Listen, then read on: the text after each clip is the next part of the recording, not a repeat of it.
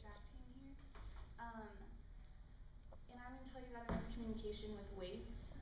Our team has weights every single Sunday, and Sundays after breaks are no different. But that was a rule that none of us really knew until we had to learn it the hard way. Most of us are most college athletes are recruited from all over the country to compete at the schools that they end up going to. And I'm from California, for example, so I have to fly home for breaks.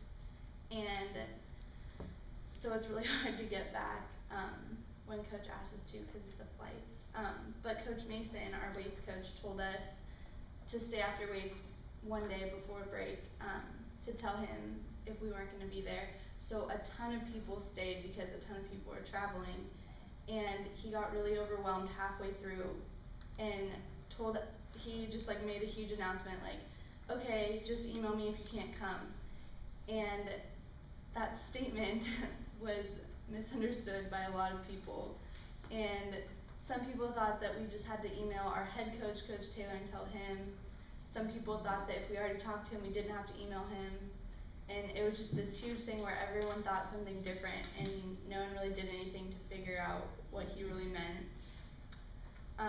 And then there was a portion of the team who had been competing who had a longer cross-country season, so they were still on break, and they didn't have any idea if they were supposed to be there, or they didn't even know that there was an announcement made. So when Thanksgiving break ended, Sunday came around, and 6 people out of the 40 people on our team were at weights. And needless to say, our coaches were really, really angry.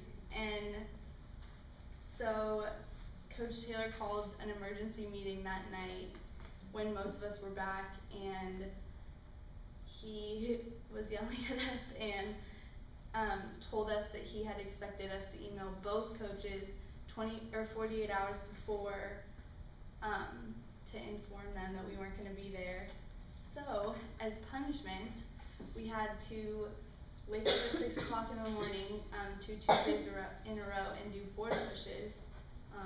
You might be wondering what board pushes are, but there are these terrible things where you hold the board that's wrapped in a carpet. It's like a 2x4 that's wrapped in a piece of carpet, and it kind of looks like a pig in a blanket, but like a board. And you have to bend over and push it, and we had to push it around Allen Arena. And there were 6 boards and 40 of us that had to rotate through, and so we had to do wall sits in between, and they were completely awful. And so we never had a miscommunication again. All right.